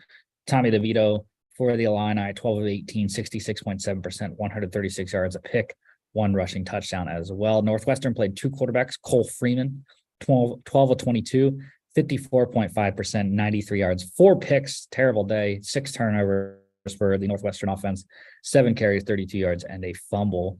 Jack Lausch came in 4 of 8, 50%, 68 yards. He threw a pick as well. Illinois running back Reggie Love, the third, led the game in rushing, 11 carries, 85 yards, and a touchdown. Leading the game in receiving was Northwestern's wide receiver Malik Washington, 7 catches, 56 yards. Defensively, how about the day for Illinois defensive back Sidney Brown? 6 tackles, 4 solos, 1 fumble recovery, 2 picks, 2 touchdowns. One was on the fumble recovery, 39 yards, and one on the one of his 2 picks, 53 yards to the house as well. Also, Illinois defensive back Devin Witherspoon, 4 tackles, 2 solos. He had 2 picks as well. Illinois covered easily -14.5 over 38 by themselves. Mentioned Purdue, they got their win that they needed based off the Iowa loss on Friday. Purdue gets this win, heads wins the Big Ten West and heads to the Big Ten championship game on Saturday, 30-16 over Indiana. Aiden O'Connell was pretty good, 18 of 29, 62.1%, 290 yards, 2 touchdowns. Indiana's quarterback Connor Bazelak, 24 of 42, 57.1%, 201 yards, a touchdown, and a pick. What was working for Indiana in this one, though, was running back Jalen Lucas, 9 carries, 100 yards, even 1 touchdown, 5 catches, -1 yard. Purdue running back Devin Mockabee also just shy of a 100-yard game, 15 carries, 99 yards, a touchdown, 5 catches for 58 yards. Leading the game in receiving was Purdue wide receiver Charlie Jones, 4 catches, 143 yards, and a touchdown. Defensively, have to go with Purdue corner Corey Trice, 8 tackles, 5 solos, 1 tackle for loss, and an 8-yard pick 6. Also, Indiana linebacker Alfred Bryant had a nice day, 3 tackles, all of them solos, 2 sacks, 3 tackles for loss. Purdue covered -10, under 53. What a good game we had in this one. Pair of 7 and 4 teams. Duke getting it done 34-31 over Wake Forest, though. Riley Leonard, very good day for both quarterbacks, 29 of 41, 70.7%, 391 yards, 4 touchdowns and a pick, 7 carries for 15 yards. Sam Hartman for Wake here, 26 of 42, 61.9%, 347 yards, 3 touchdowns, a pick, 9 carries, 33 yards. Duke running back Jaquez Moore led the game in rushing, 6 carries, 62 yards. How about the receiving day for Moore? 8 catches, 76 yards, and a touchdown. Speaking of receiving performances, 200-yard days here for Duke wide receivers Jalen Calhoun and Samir Higgins. Calhoun, 11 receptions, 174 yards, and a touchdown. Higgins, 8 catches, 139 yards, 2 touchdowns for him. Defensively, I'm going to go with the bottom guy there. Duke defensive tackle Dwayne Carter, 4 tackles, 1 solo, 1 sack, 2 tackles for loss, and a QB hurry. Duke +3, under 67.5. The Trojans, Troy, beating up on Arkansas State 48-19 to reach the Sun Belt Championship game. James Blackman for the Red Wolves here, 20 of 35, 57.1%, 220 yards, a pick, 10 carries for 10 yards, and a touchdown. Gunnar Watson for Troy, not very effective in this one, 9 of 15, 60%, 144 yards, a touchdown, a pick, and a fumble. Also, Arkansas State played 2 other quarterbacks. AJ Mayer hit his only pass for a 1-yard touchdown throw, and then Jackson Daly, he threw his only pass to the other team and was a pick. The story of this game, though, was Troy running back Kimani Vidal. Amazing performance, 33 carries, 208 yards, 4 rushing touchdowns, a quadruple burger there, 1 catch for 0 yards. Leading the game in receiving, Troy wide receiver Rajay Johnson, 3 catches, 101 yards, and a touchdown. Defensively, have to go with Troy corner Reddy Stewart, 2 tackles, both solos, 1 pass deflection, 2 picks, one of them being a 67-yard pick 6. Troy covered easily -14.5 over 44 by themselves. UAB 37-27 over Louisiana Tech. The Blazers are going bowling. Jack Turner for the Bulldogs, 15 of 25, 60%, 167 yards, a touchdown, and a pick. 5 carries for 20 yards there. Also, Louisiana Tech played Landry Liddy, 9 of 17, 52.9% for 80 yards. UAB quarterback Dylan Hopkins, decent day for him, 7 of 14, 50%, 91 yards, a touchdown, and a pick. But again, this game was a running back game here. The rushing attack for UAB was outstanding. Dwayne McBride, 16 carries, 272 yards, and a touchdown. Ridiculous, 17 yards per carry there. Also ridiculous, Louisiana Tech running back Jarvis Thornton, 8 carries, 132 yards, and a touchdown, 16.5 yards per carry there. UAB running back Jermaine Brown Jr., he went over 100 as well, 22 carries, 119 yards, 2 touchdowns for that Blazer back. And then UAB wide receiver Trey Shropshire led the game in receiving, 1 catch for 74 yards and a touchdown. Defensively, I'm going to go with, how about UAB linebacker Raynard Ellis, 18 tackles, 11 of them solos, a half a sack, 1.5 tackles for loss, and a pass deflection. Also want to mention UAB wide receiver Luke Purser, 14-yard blocked punt return for a touchdown. Louisiana Tech, though, did cover plus 18 over 55.5. UTSA, the host of the Conference USA Championship game this weekend, 34-31 comeback effort over UTEP, crushing the Miners' hopes of a bowl bid. Frank Harris for the Roadrunners here, 16 of 22, 72.7%, 382 yards, 3 touchdowns, 12 carries, 14 yards. Great passing day for Harris here. UTEP quarterback Calvin Brownholtz, 11 of 24, 45.8%, 189 yards, 2 touchdowns, 2 picks, 10 carries, 51 yards, and a rushing score as well. UTEP running back Ronald Awatt led the game in rushing, 13 carries, 79 yards. Leading the game in receiving, UTSA wide receiver Tyke Ogle-Kellogg, 4 catches, 142 yards, a touchdown.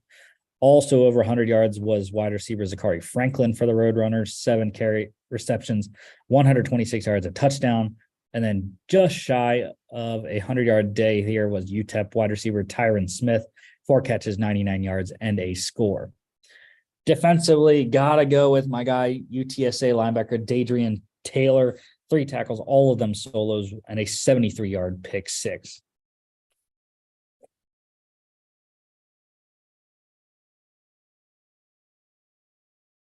UTEP covered plus 16.5 over 56.5. Number 4, TCU, undefeated Horned Frogs, 62-14 annihilation of Iowa State. Max Duggan, 17 of 24, 70.8%, 212 yards, 3 touchdowns. Chandler Morris came in for him later in the game, 5 of 6, 83.3%, 34 yards, a touchdown as well. 2 quarterbacks for Iowa State here. Hunter Deckers, 12 of 24, 50%, 106 yards, a touchdown, and a pick. Rocco Becht, 7 of 13, 53.8%, 65 yards, and a pick.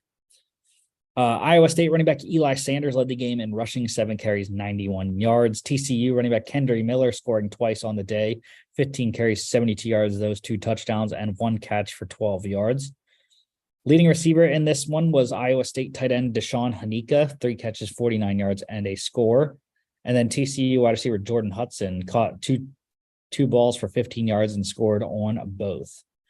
Defensively, 2 guys here, TCU corner Josh Newton, 4 tackles, all of them solos, 2 pass deflections, and a 57-yard pick 6.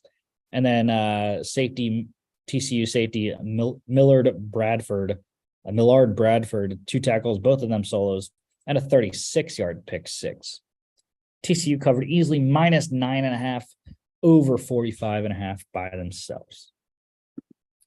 Number 11, Penn State, 10-win season for James Franklin, 35-16 over Michigan State, denying Mel Tucker and the Spartans a bowl bid. Peyton Thorne for those Spartans, 24 of 43, 55.8%, 229 yards, a touchdown, a pick, and a rushing touchdown. How about the day for Sean Clifford on senior day?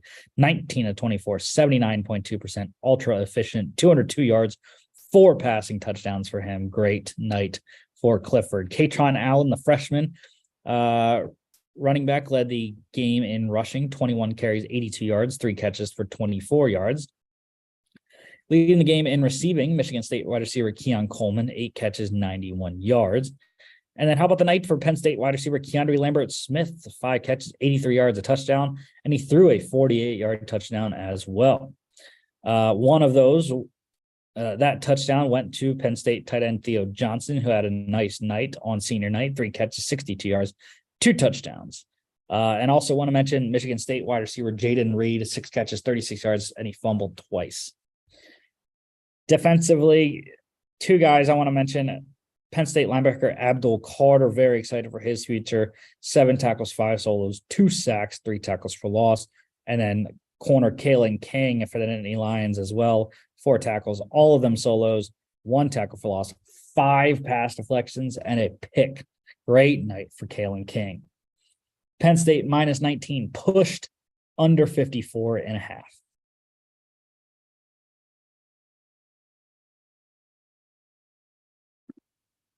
Number 14, Utah, crushing Colorado 63-21. Utah quarterbacks went wild here, and Cameron Rising 17 of 19, 89.5% completion. That's ridiculous. 34 yards, 3 touchdowns, 1 carry for 13 yards. Also Bryson Barnes 4 of 5, 80%, 45 yards, touchdown and a pick, 2 carries for 62 yards. Colorado played quarterback Maddox Kopp, 15 of 28, 53.6%, 123 yards and a touchdown. Utah quarterback Jaquindon Jackson led the game in rushing, 10 carries, 117 yards, 3 touchdowns for the Utah quarterback. Very nice night for him. Leading the game in receiving was Utah tight end Dalton Kincaid, 5 catches, 102 yards and a touchdown. Defensively, I'm going to go with Utah safety Sione Vaki, 4 tackles, all of them solos, 2 tackles for loss, and a pass deflection. Utah covered a -30 over 52 by themselves.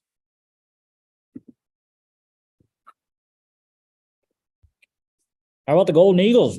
Going bowling. Southern Miss 20-10 over UL Monroe. Trey Lowe for Southern Miss, 10 of 16, 62.5%, 170 yards, a touchdown. Chandler Rogers for the Warhawks here, 17 of 27, 63%, 122 yards, a touchdown, 14 carries for 48 yards. And my guy Frank Gore Jr. just continues to be the entire offense for Southern Miss. 24 carries, 199 yards, a touchdown in this one. 2 catches, 26 yards. And of course, he throws at least 1 pass every game. He completed his only throw for 13 yards. Southern Miss wide receiver Latrell Jones led the game in receiving, 1 catch, 59 yards. And defensively, going to go with Southern Miss linebacker Santrell Latham, 6 tackles, 1 solo, 1 sack, 1.5 tackles for loss, 2 QB hurries. Southern Miss cover -3 under 50. Louisiana going bowling as well. They beat up on my Texas State Bobcats 41-13. That one and Vandy were terrible picks for me, which we'll see. But Chandler Fields for the Raging Cajuns, 16 of 26, 61.5%, 187 yards, 2 touchdowns, a pick, 5 carries, 28 yards. Louisiana also played quarterback Zion Chris, 5 of 6, 83.3%, 84 yards, and a touchdown. Texas State quarterback Lane Hatcher, 13 of 27, 48.1%, 133 yards, and a pick. It wasn't for lack of trying, though, from Lincoln Perret for the Bobcats, 28 carries, 221 yards rushing, 1 touchdown, and 1 3-yard reception as well. Leading the game in receiving here, he's listed as a quarterback, so that's what I put him down as. Louisiana quarterback Lance Legendre, 4 catches, 81 yards, and a touchdown. Defensively, got to go with Texas State safety DeJordan Mask, 5 tackles, a half a tackle for loss, 1 pass deflection, and a pick. Louisiana covered easily -5 over 44. How about Georgia Southern Eagles going bowling as well, 51-48 over Appalachian State in double overtime. Great game. I watched this one. Kyle Van Trace was electric for the Eagles, 34-51, 66.7%, 385 yards, 3 touchdowns, and a pick, 3 carries, 17 yards, 1 touchdown, and a fumble. App State quarterback Chase Bryce, 15 of 26, 57.7%, 253 yards, 7 carries for 40 yards. How about the night for App State running back Nate Noel, 12 carries, 171 yards. That's 14.3 yards per carry, 3 rushing touchdowns. Also caught 2 balls for 34 yards. Leading the game, also Georgia Southern running back Tyler Jordan, rushing the ball, 6 carries, 11 yards. He scored twice. Leading the game in receiving, Georgia Southern wide receiver Jeremy Singleton, 10 catches, 133 yards. Defensively, got to go with Georgia Southern defensive lineman Parker Devine, 5 tackles, 3 solos, 1 sack, 1 tackle for loss, and a QB hurry. Georgia Southern +7 wins outright over 66 easily, 99 points in that one. How about the upset of the weekend, 38-23, Texas A&M over number 5 LSU. Jaden Daniels struggled, 21 of 36, 60%, 189 yards, 12 carries, 84 yards, and a fumble. Texas A&M quarterback Connor Wegman, 12 of 18, 66.7%, 155 yards, 2 touchdowns. Notice no turnovers for him, 7 carries, 21 yards. The day was made, though, by Texas A&M running back Devin Achane, 38 carries, 215 yards, 2 touchdowns. LSU running back John Emery Jr. also had a decent night, not nearly as many yards or carries, but 9 carries, 55 yards. He scored a hat trick 3 times in the end zone for Emery, and then 3 receptions for 11 yards. Texas A&M wide receiver Moose Muhammad III, also very nice night, 5 catches, 94 yards, a touchdown to lead the game in receiving. And defensively have to go with A&M defensive back Damani Richardson, who seems to score a couple times every year now. 8 tackles, 5 solos, and a 27-yard fumble return for a touchdown. A&M plus 10 over 47.5. Number 22, UCF gets their win, goes to the American Conference Championship there, 46-39 over USF. The Whirl and I-4 came down to the final seconds there. Byram Brown played lights out for the Bulls here, 13 of 20, 65%, 140 yards, 1 touchdown, a pick, 15 carries, 109 yards, 2 touchdowns, and 2 fumbles. So turnovers really crushed USF's chances in this game, but they had the lead late, couldn't hold on. UCF started John Rice Plumlee, I believe, 9 of 9, 100%, 73 yards, a touchdown, 8 carries, 133 yards, 2 touchdowns. Amazing stats for Plumlee there. But I believe he got injured. So Mikey Keene came in 15 of 19, 78.9%, 129 yards, 2 touchdowns, 3 carries, 17 yards, and a fumble. USF running back Brian Batty led the game in rushing, 19 carries, 144 yards, a touchdown, and 1 9-yard reception there. UCF wide receiver Javon Baker led the game in receiving, 3 catches, 51 yards. And then defensively, I'm going to go with the UCF corner Devontae Brown, 4 tackles, all of them solos, 1 tackle for loss, and a pass deflection. USF plus 20 covered over 67.5, 85 in this one. How about the Trojans? Number 6 USC, 38-27 over number 15 Notre Dame. Drew Pine for the Irish, 23 of 26. Ultra efficiency for both quarterbacks, 88.5%, 318 yards, 3 touchdowns, a pick, and a fumble. Caleb Williams was just outstanding in this game, 18 of 22, 81.8%, 232 yards, a touchdown, 9 carries, 35 yards, 3 rushing touchdowns for Williams on the night, scrambling around like Mike Vick back there, just ridiculous. Austin Jones for the Trojans, also very good night, 25 carries, 154 yards, 1 16-yard reception. Leading the game in receiving, Notre Dame tight end Michael Mayer, 8 catches, 98 yards, 2 touchdowns for him. And then defensively, I'm going to go with Notre Dame defensive lineman Isaiah Foskey, 5 tackles, 4 solos, 1.5 sacks, 2.5 tackles for loss. USC covered minus 4.5 over 62.5.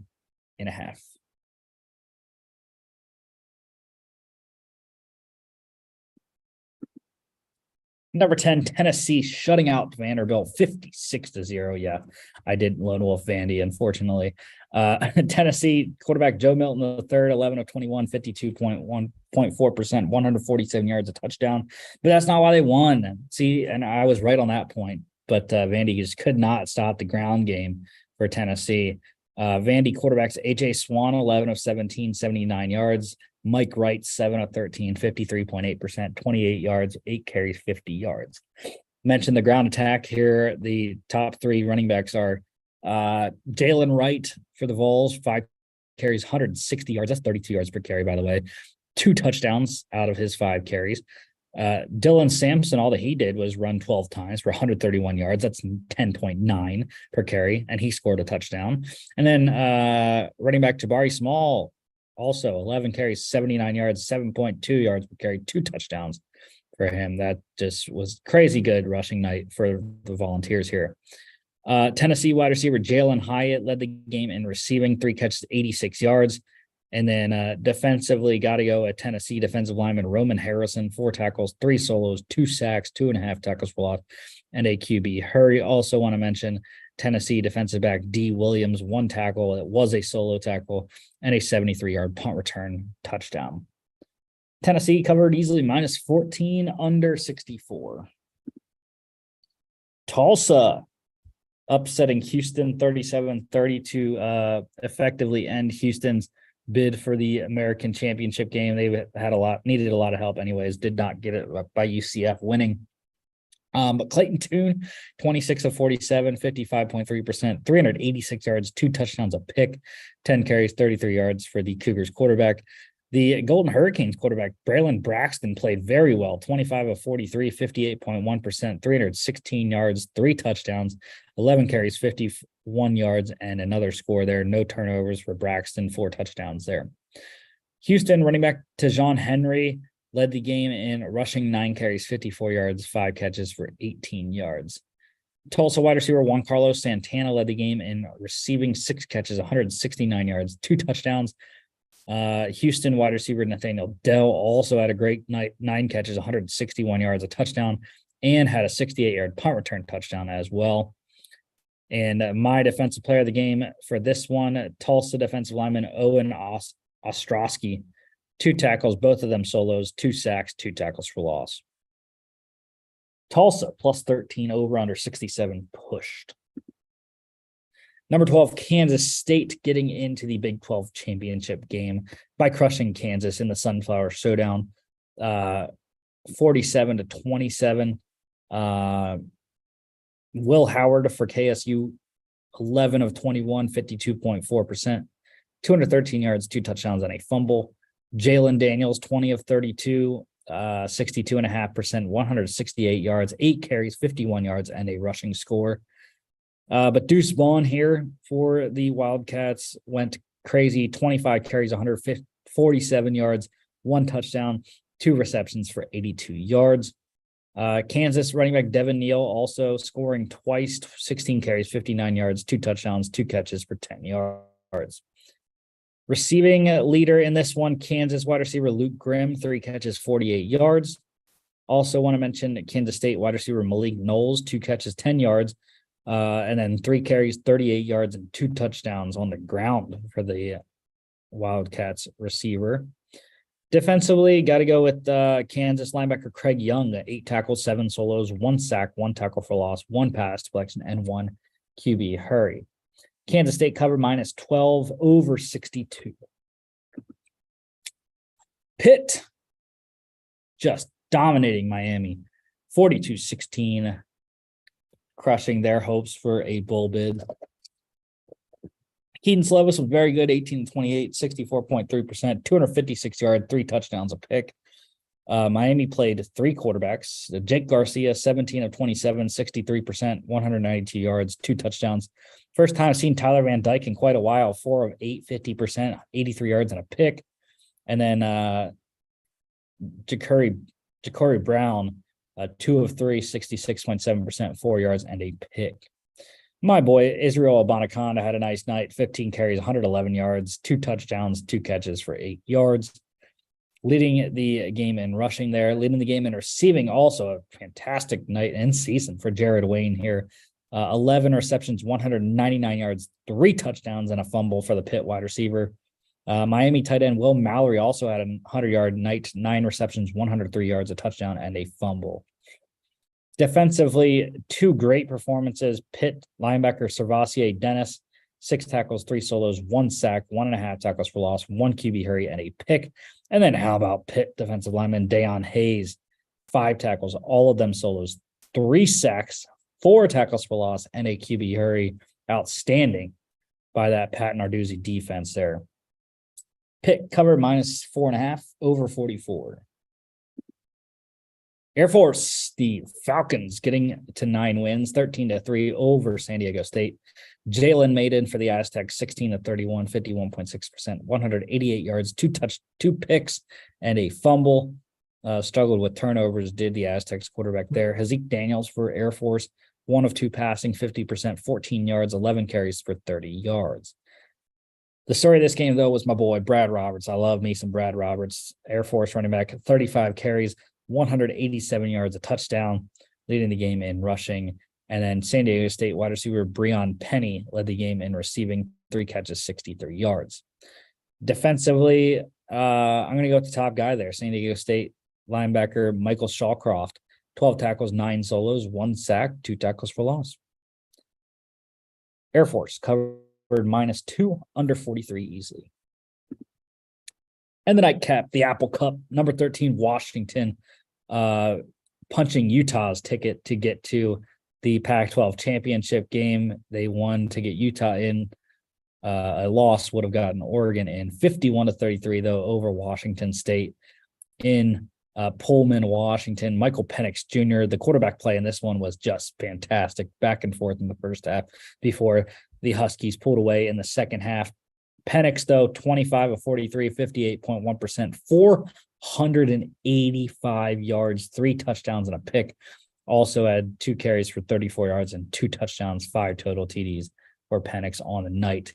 Cameron Ward, the Incarnate Word transfer, also had a nice night, 33 of 52, 63.5%, 322 yards, 2 touchdowns and a rushing touchdown as well. Washington running back Wayne Talapapa had a nice night, 13 carries, 126 yards, a touchdown, and 1 9-yard reception as well. Washington State running back Nakia Watson scored twice, 15 carries, 73 yards, and a touchdown, and 7 receptions, 41 yards, receiving touchdown as well. Leading the game in receiving, 250-yard receivers for the Huskies. Roma Dunze was everywhere, 5 receptions, 157 yards, a touchdown. Also put up a rushing score as well. And then Huskies wide receiver Jalen McMillan, 6 catches, 150 yards, and a touchdown. Defensively, have to go with Washington defensive lineman Jeremiah Martin, 3 tackles, 2 solos, 2 sacks, 2 tackles for loss, and 2 QB hurries. Washington covered -2.5, over 60 easily, 84 points in that game. FCS playoffs. It was the first round of the FCS playoffs this weekend. Great games, a lot of points in these games. So first off here, Furman getting to move on 31-6 over my Elon Phoenixes. Unfortunately, I lone wolfed them, did not get it done. But the quarterback for Elon, Matthew McKay, 20 of 40, 50%, 238 yards, 11 carries for 53 yards here. Tyler Huff for the Paladins, 16 of 26, 61.5%, 140 yards and a touchdown, 10 carries, 93 yards, and a rushing score as well. Good day for Furman running back Dominic Roberto, 23 carries, 98 yards. He led the game in rushing, leading the game in receiving. Furman tight end Ryan Miller, 9 receptions, 74 yards, and a touchdown. And then defensively, couple of fumble recoveries for Furman. Safety Cam Brinson had 1, and defensive tackle Seth Johnson had another. Furman covered -4.5, under 48. Delaware, the Blue Hens rolling over the Red Flash of St. Francis, Pennsylvania, 56-17. How about today? I told y'all Nolan Henderson was why I love the Blue Hens. 16 of 23, 69.6%, 266 yards, 4 touchdowns, a pick, 5 carries, 14 yards, another touchdown, and a fumble. St. Francis played 2 quarterbacks, Justin Slawowski, 6 of 11, 103 yards, 2 touchdowns, and then Cole Doyle, 7 of 20, 35%, 82 yards. Good day for Delaware wide receiver Kyron Cumby, listed as wide receiver, but led the game in rushing, 10 catches, 111 yards, and a fumble. Leading the game in receiving here, Delaware wide receiver Chandler Harvin. 4 catches, 128 yards, 3 touchdowns. Great day for him. And then a bunch of defensive performances here. Delaware defensive back Brandon Dennis had a 0-yard fumble recovery for a touchdown. St. Francis, 3 turnovers off of Delaware did not help their efforts. However, defensive lineman Donnell Brown and linebacker Willie O'Hara both had fumble recoveries. And then defensive back Kerry Galloway had a pick off of Nolan Henderson. Delaware covered easily, -7 over 47.5. Blue Hens by themselves. New Hampshire, the Wildcats, getting it done in a high-scoring affair, 52-42 over my Fordham Rams that I picked. Max Brosmer, how about the day for both these quarterbacks here? UNH quarterback, 18 of 34, 52.9%, 348 yards, 3 touchdowns, 6 carries for 29 yards. Fordham quarterback Tim DeMorat, also pretty good, 25 of 41, 61%, 330 yards, 3 touchdowns, but he threw 2 picks that really hampered their performance there. 2 carries for 18 yards. How about the all-purpose day for New Hampshire running back Dylan Lobby? 29 carries, 157 yards, 3 touchdowns, 4 catches, 127 yards receiving and a touchdown. So 33 touches for Lobby, 284 yards, 4 touchdowns for the Wildcat running back. Fordham running back Trey Snead also very good on the ground, 17 carries, 139 yards, a fumble, 2 receptions for 9 yards. Again, the turnovers really just crushed the Rams' efforts. Fordham wide receiver Fotis Kokosiolis led the game in receiving, 14 catches, 132 yards. Also had 2 carries for 15 yards, scored on both of those. Good day for Kokosiolis there. Also scoring twice in this game off of 2 touches. UNH wide receiver Heron Marisau, 1 reception, 65 yards, a touchdown, 1 carry, 71 yards, and a score as well. Defensively, New Hampshire corner Randall Harris and safety Brendan Teague, they had the interceptions for the Wildcats. New Hampshire safety Joe Eichmann had a fumble recovery, and so did Fordham defensive lineman Peter Chalaub.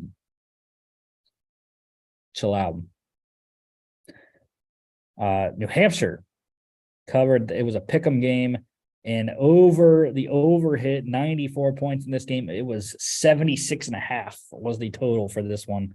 So over, way over too, even though that was a crazy high over there. How about the Spiders? Richmond 41-0 shutout of the Davidson Wildcats. Reese Udinsky for the Spiders, 28 of 31, ultra efficient, 90.3%, 246 yards, 2 touchdowns. Richmond also played Kyle Wickersham. He completed his only pass for 21 yards, had 3 carries for 19 yards as well. Davidson, their leading passer was not listed as a quarterback, but wide receiver Jaden Waddell, 7 of 13, 53.8%, 103 yards a pick, 8 carries for 17 yards. Richmond running back Milan Howard led the game in rushing, 12 carries, 73 yards, 2 touchdowns on the day for him. And then Richmond wide receiver Nick DeGennaro led the game in receiving, 6 catches, 62 yards. And then one defensive performance to speak of, Richmond defensive lineman Matei Fitz had the interception off of Waddell.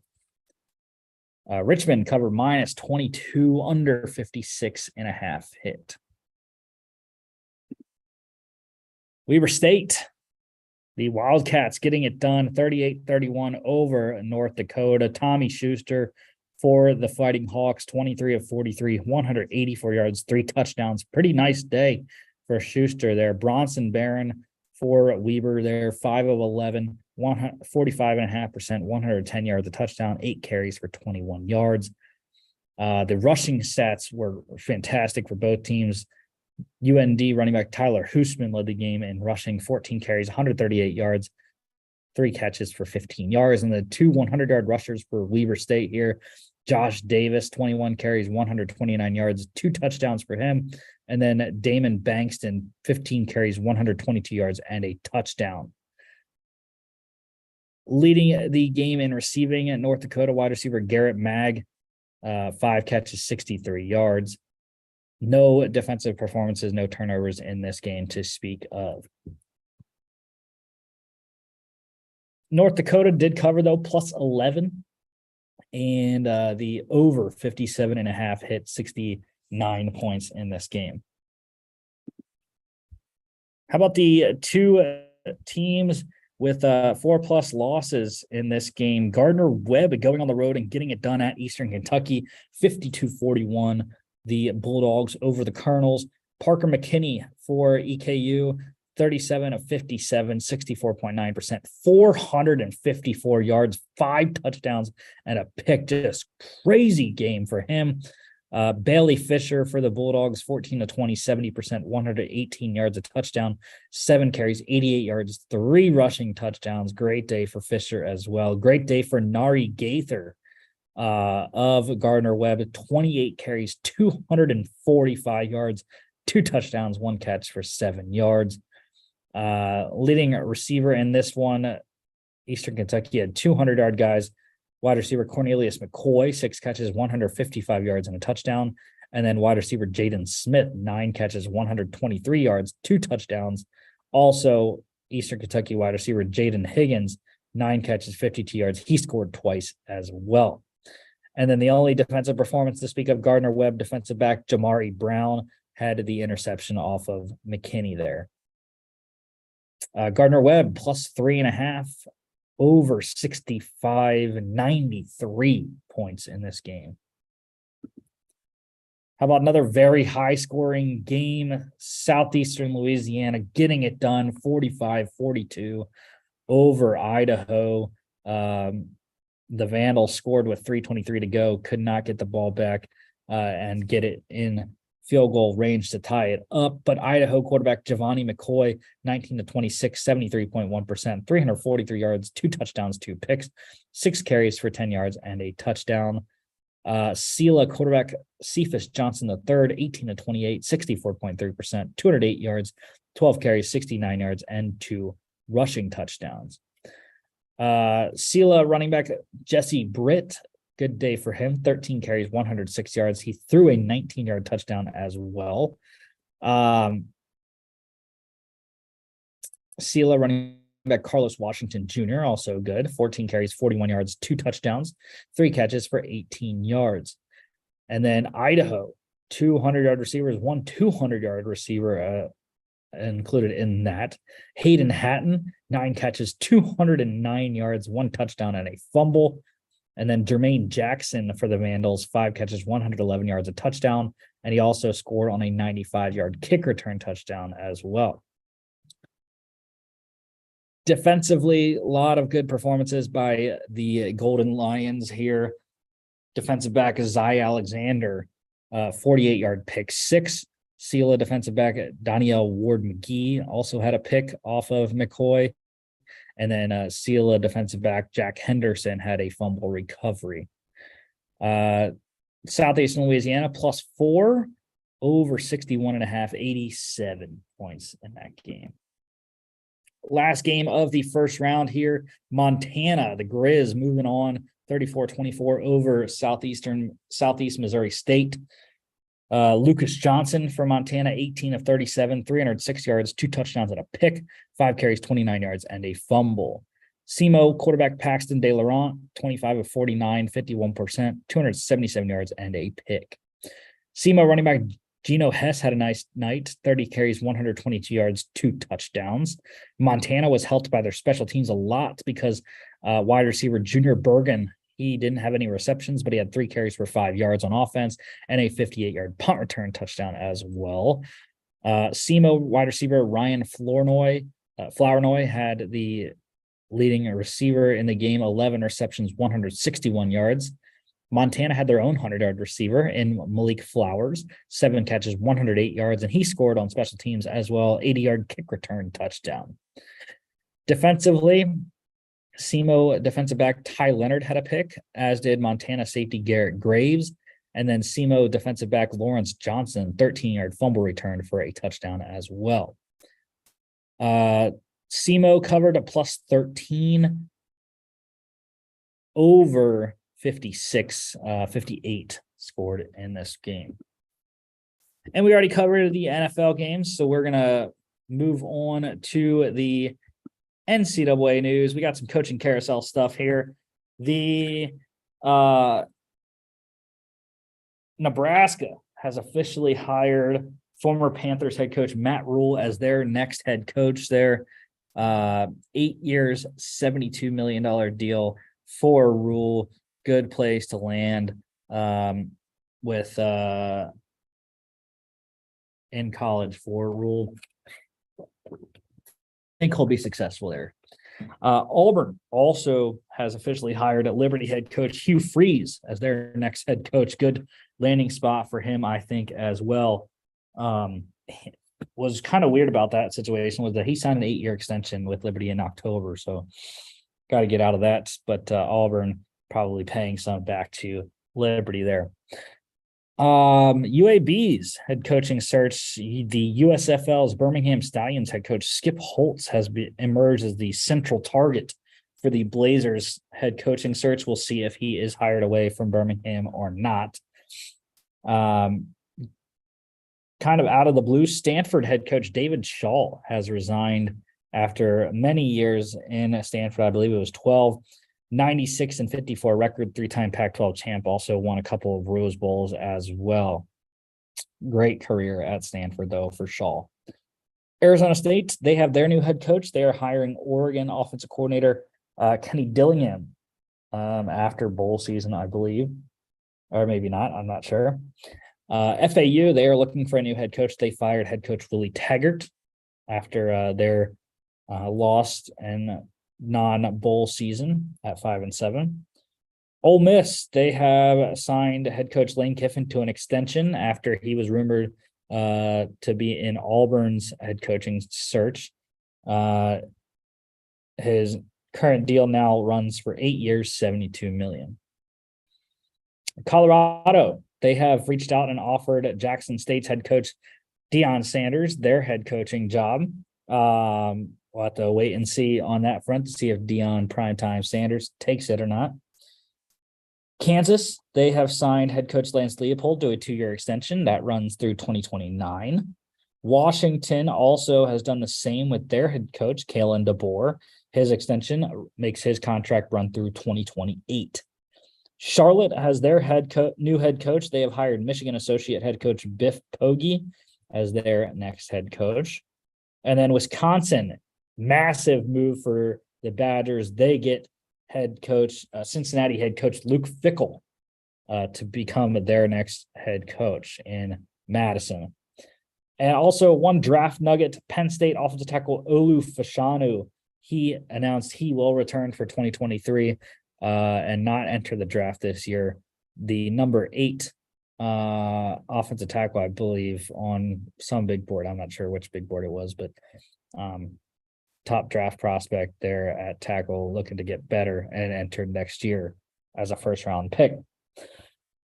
NFL news here, some general stuff. The Rams are unsure if quarterback Matthew Stafford will return this season, still having some leg pain from his concussion and whatnot there.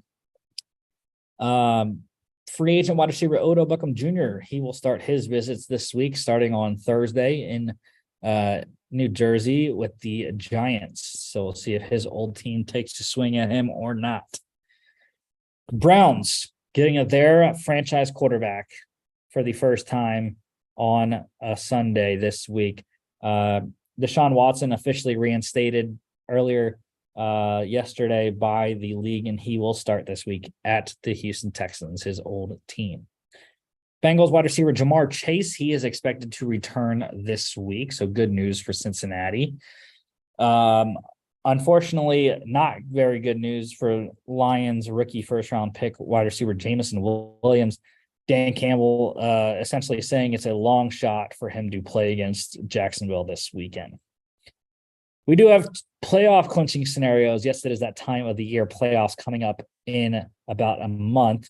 The Eagles, they can clinch a playoff spot with a win, a Commanders loss, a Seahawks loss, and a 49ers loss this weekend.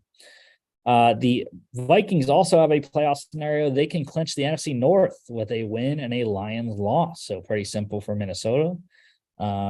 Vikings playing the Jets, Lions playing the Jags. Bunch of guys activated off IR or getting their practice windows opened at the very least. Cardinals wide receiver Marquise Brown, he played on Sunday. Chargers running back Joshua Kelly. Saints defensive back Bradley Roby. Bucks running back Gio Bernard. Giants guard Ben Bredesen, defensive back Tony Jefferson, and linebacker Azeez Ojulari. And then Ravens running back J.K. Dobbins also getting his practice window activated. Excited to see him the rest of the season. Getting placed on IR, however, Bills corner Christian Benford, Cardinals tight end Zach Ertz, and offensive lineman DJ Humphries, and Lions defensive end Charles Harris. Injuries. Packers quarterback Aaron Rodgers' thumb injury is an avulsion fracture, a lot more serious than we thought. Avulsion fracture is what happens when a ligament tears some of the bone off with it. He also sustained a rib injury in that game against Philly on Sunday night. Said he plans to play this week, however. Dolphins left tackle Teron Armstead, he has a pec strain, so good news for them. Thought it might have been a tear. Not the best case scenario pretty much for Miami. Rams wide receiver Allen Robinson, not best case for him. He is out for the year. He has a foot injury that requires surgery. Bears wide receiver Darnell Mooney also done for the year. He was placed on IR today. Torn ligaments in his ankle. 49ers running back Elijah Mitchell, he is out 6 to 8 weeks. Another MCL sprain, what he was out earlier this year with as well. And then Vikings second round pick Andrew Booth, corner Andrew Booth Jr., he is out for the year, possibly after knee surgery. They're not sure which type of surgery they have to do. They'll see when they get into his knee and see which type of surgery they have to do. That will determine his availability the rest of the season. Bucks offensive tackle Tristan Wirfs, he also got good news. He is out 3 to 4 weeks with an ankle injury, not a knee injury as was initially thought. Rams defensive tackle Aaron Donald, he has a high ankle sprain, so we'll have to wait and see how long he is out. Again, I think the Rams should just pack it up and a shot for the draft pick, which they don't have in the first round because of the Matthew Stafford trade. Eagles safety CJ Gardner-Johnson, he is out indefinitely. He has a lacerated kidney and a rib injury, not a fracture, however, so good news there, but lacerated kidney. We'll see. Former Eagles tight end and current Cardinals tight end Zach Ertz, he played 1 week after he lacerated his kidney, so we shall see on CJ there. Bear safety Eddie Jackson is also out indefinitely. He has a Liz Frank injury. He was placed on IR today. Ins and outs, just one to note here for Thursday Night Football. Patriots running back Damian Harris is out with a thigh injury. He was announced as week to week with that injury there. And then transactions, a lot of stuff here, a lot of involving the Chiefs, actually, which we'll get to. But the Patriots rewarding linebacker Jelani Tavai for his solid play, 2-year, $4.4 million extension through the 2024 season. So good to see Tavai getting that money there. And then I mentioned the Chiefs, they have signed a bunch of people to their practice squad. Former Broncos running back Melvin Gordon, former Falcons and Raiders wide receiver Brian Edwards, and then former Ravens defensive tackle Brandon Williams as well. A lot of veterans getting signed to the Chiefs practice squad that we might see in the upcoming weeks in the playoffs. Also, the 49ers signing a veteran to their practice squad, corner Janoris Jenkins. So looking for some secondary help is San Fran. They'll get it in Jackrabbit Jenkins there. Pick standings, look at that stellar record. Unfortunately, I lone wolfed the Giants on Thanksgiving in the afternoon game. The only one to get one wrong on Thanksgiving. I know. I just didn't want to be a square and everyone pick it the same. So 4-0 for Mark, Logan, and Peter. 3-1 for me. I am now tied with Mark at the top, 16-9. We are 2 games up on Logan there, and 4 games up on Peter. I don't know how that works out. I gotta figure that out. We're something's missing there, but yeah, we're up on Logan and Peter there still, and they're a little bit back, but still in the race anyways.